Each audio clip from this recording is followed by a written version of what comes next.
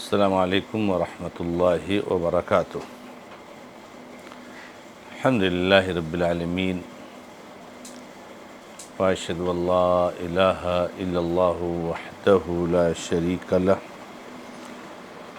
واشہد ان محمدا عبدہ ورسولہ صلی اللہ تعالی علیہ وآلہ وسلم۔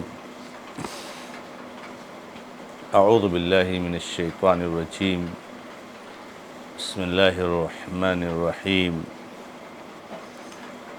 اذ قالت امرأة عمران رب انی نذرت لک ما فی بطنی محررا فتقبل منی انک انت السمیع العلیم۔ معزز اور معقر مشاہدین و مشاہدات، سلسلے تفسیر قرآن شعبہ دعوت و تبلیغ جماعت المسلمین محصلہ کہ اس بابرکت پروگرام میں آپ سبوں کا پرتپاک خیر مقدم اور استقبال ہے۔ آج کے اس مبارک درس کے لیے سورہ آل عمران کی آیت نمبر 35 آپ کے سامنے پیش کی گئی ہے۔ اس آیت کریمہ میں اللہ رب العزت نے ارشاد فرمایا ہے، یاد کرو اس وقت کو کہ جب عمران کی بیوی نے کہا، اے میرے رب، بے شک میں نے تیرے لیے نذر مانی ہے، جو کچھ میرے پیٹ میں ہے آزاد کرنے کی، تو تو مجھ سے قبول کر لے۔ بے شک تو سننے والا جاننے والا ہے۔ دراصل گزشتہ آیت میں اللہ رب العزت نے 4 شخصیات کا تذکرہ فرمایا تھا، اور یہ وضاحت فرمائی تھی کہ اللہ تعالیٰ نے ان کو چن لیا ہے، منتخب کر لیا ہے۔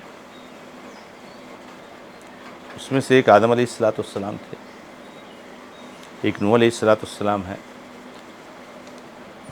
اور ایک ابراہیم علیہ السلام کی آل اولاد ان کے خاندان کے لوگ ہیں، اور چوتھے عمران کی آل اولاد ان کے خاندان کے لوگ ہیں۔ تو یہاں پر اللہ رب العزت نے عمران کے خاندان کی ایک جھلک پیش فرمائی۔ آپ کو میں نے اس سے پہلے والے درس میں بتایا تھا کہ عمران نام کے 2 شخصیتیں ہیں جن کا قرآن کریم میں تذکرہ ہے۔ ایک تو ہارون اور موسیٰ علیہ السلام کے والد محترم عمران ہیں، موسیٰ بن عمران، ہارون بن عمران، دونوں سگے بھائی ہیں۔ اور ایک یہ عمران ہیں جو مریم رحمہ اللہ کے والد محترم ہیں۔ تو یہ 2 عمران کا تذکرہ ہے، اور بعض مفسرین تو یہاں تک کہتے ہیں کہ دونوں عمران ایک ہی ہیں۔ ہارون اور موسیٰ علیہ السلام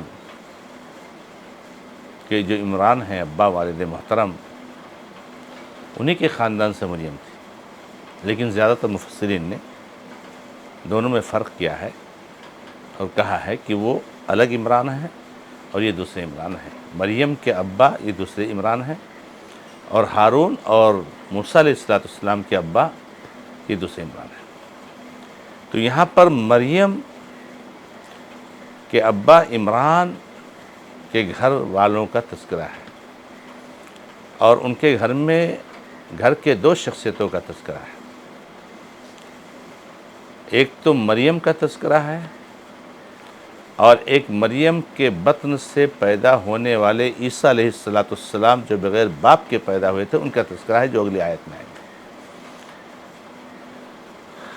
اور یہی عمران ہے، یہی آل عمران ہے کہ جن کو لے کر کے اس سورت کا نام رکھا گیا سورہ آل عمران۔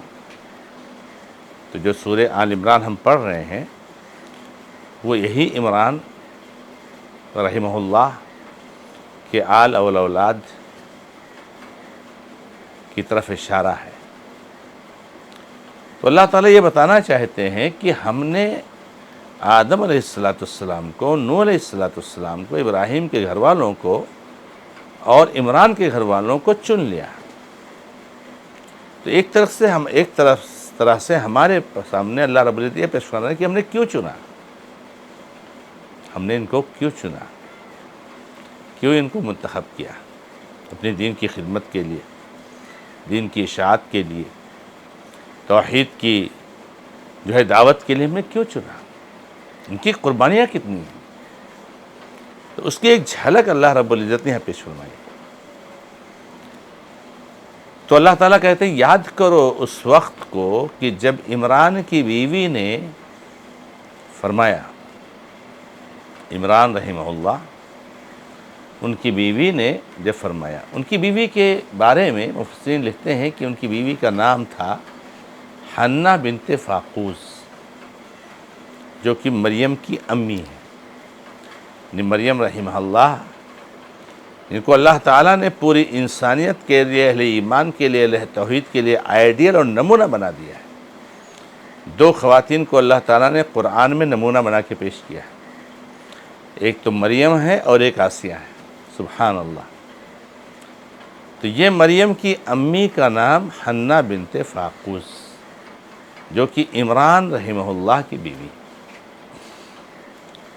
اور مریم ان کے بطن سے پیدا ہوئی۔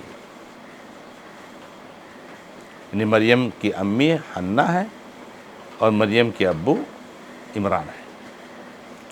تو مریم عمران کی بیوی حنہ بنت فاقوس رحمہ اللہ نے اللہ رب العزت سے ایک دعا کی اور رب العالمین کا تقرب حاصل کرنے کے لیے ایک نیکی پیش کی۔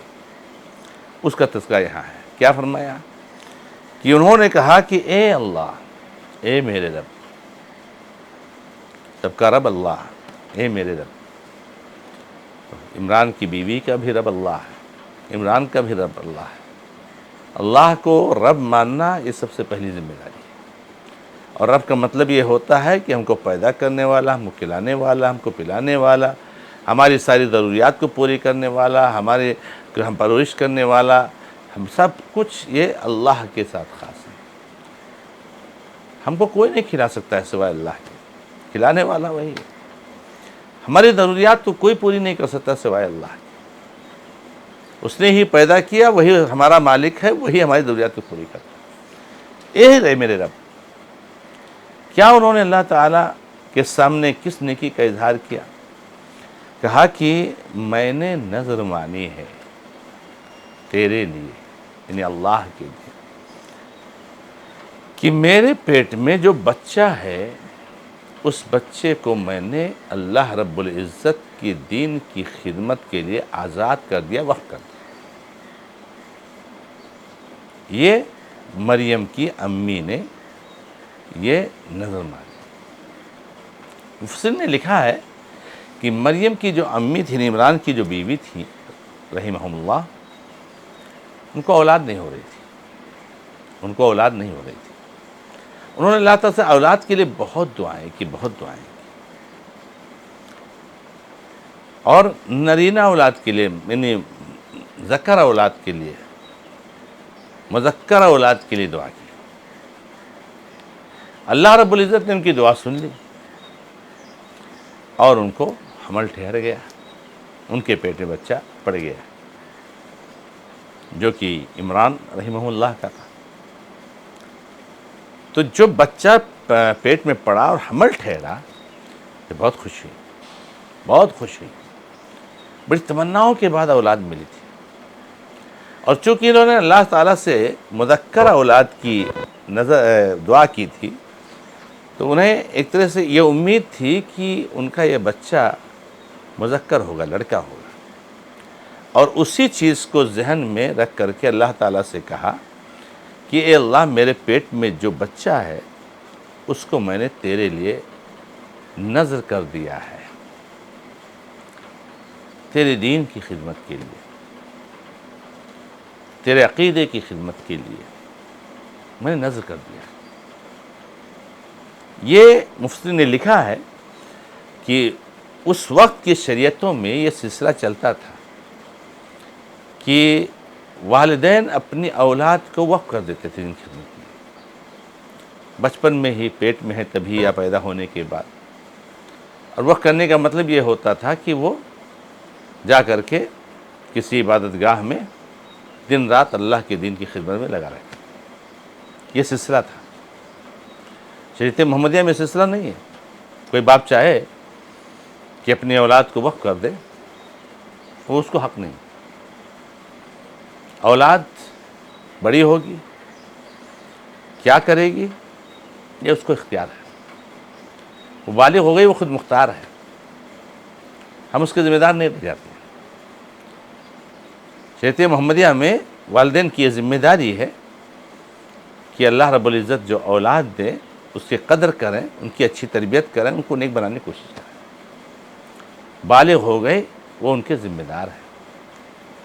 اب ایک والد زبردستی کرے اپنے اولاد پر کہ نہیں اب صرف دین کے کام میں لگے رہو، تو شریعت میں درست نہیں ہوگا، کیونکہ انسان کی اپنی ضروریات ہوتی ہیں، بیوی بچے ہیں، کے مسائل ہیں، اخراجات ہیں۔ تو بہرحال اس وقت یہ سلسلہ چل رہا تھا۔ تو عمران کی بیوی مریم کی امی نے جب پیٹ میں بچہ پڑا تو فوراً انہوں نے اس کو نذر مان لیا۔